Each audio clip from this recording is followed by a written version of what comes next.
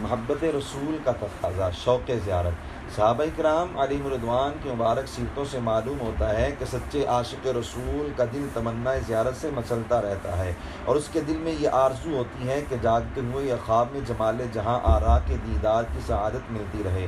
صحابہ کو صبح و شام دربار رسالت مآب صلی اللہ علیہ وآلہ وسلم میں حاضری کا شرف ملتا اور بہت قریب سے چہرہ پر نور کی زیارت نصیب ہوتی۔ اس کے باوجود ان کا شوق زیارت ایسا بے مثال تھا کہ اس کے تذکرے سے ایمان تازہ ہو جاتا ہے۔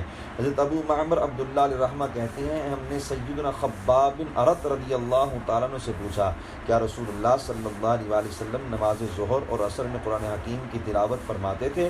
انہوں نے فرمایا جی ہاں۔ ہم نے پوچھا آپ کو کیسے معلوم ہو جاتا تھا؟ یعنی ظہر و عصر میں تو آہستہ آواز سے تلاوت ہوتی ہے۔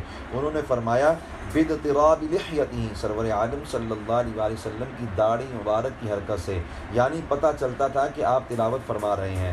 سوال پیدا ہوتا ہے کہ صحابہ کرام رضی اللہ عنہم کو نماز میں ریش مبارک کی حرکت کیسے نظر آتی تھی؟ محدثین نے جواب میں لکھا، وہ دوران نماز ٹکٹکی باندھ کر رخ انور کی زیارت کیا کرتے تھے، حتیٰ کہ داڑھی مبارک کی جنبش بھی ان کی نظروں میں ہوتی تھی۔ غزوہ تبوک کے موقع پر سیدنا کعب بن مالک رضی اللہ تعالیٰ عنہ سے سستی ہو گئی اور وہ جہاد میں شریک نہ ہو سکے۔ واپسی پر تنبیہ کے لیے آپ صلی اللہ علیہ وآلہ وسلم نے ان کے ساتھ سلام و کلام ترک کرنے کا حکم فرما دیا۔ بعد میں ان کی توبہ قبول ہونے سے متعلق قرآن حکیم کی آیت کریمہ بھی نازل ہوئی۔ جس وقت ان کے ساتھ گفتگو سے منع کیا گیا تھا، اس کی کیفیت بیان کرتے ہوئے سیدنا کعب نے فرمایا، میں بارگاہ اقدس میں حاضر ہو کر سلام عرض کرتا، یعنی رسول اللہ صلی اللہ علیہ وآلہ وسلم جواب نہیں دیتے تھے کیونکہ اس سے روکا گیا تھا۔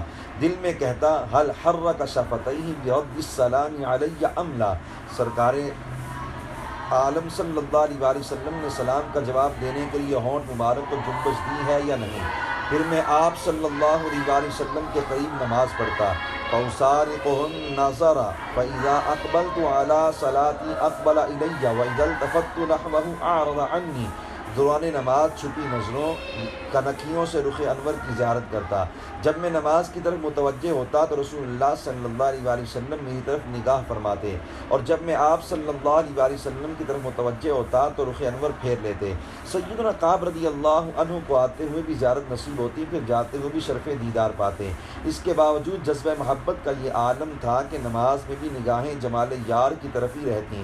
یہی جذبہ امت کو سکھاتے ہوئے اقبال علیہ رحمہ نے کہا، شوق تیرا اگر نہ ہو میری نماز کا امام، میرا قیام بھی حجاب، میرا سجود بھی حجاب۔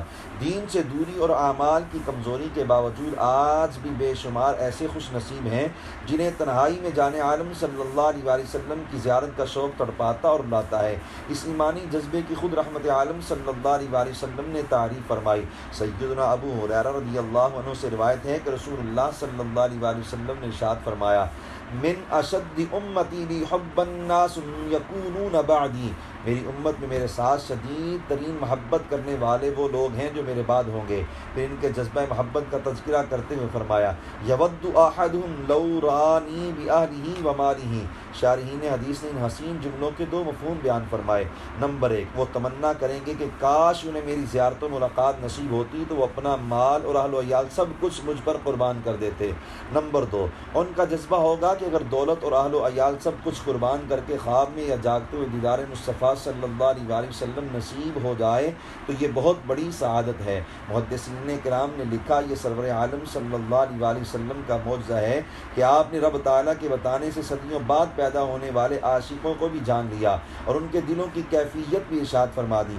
عالم ربانی پیر سید میر علی شاہ سیالوی گولڑوی رحمۃ اللہ علیہ نے خوب تمنا سکھائی، ایہا صورت شاللہ پیش نظر، رہے وقت نزات روز حشر، وچ قبر تے پل تھی جد ہوسی گزر، سب کھوٹیاں تھی سن تد کھریاں۔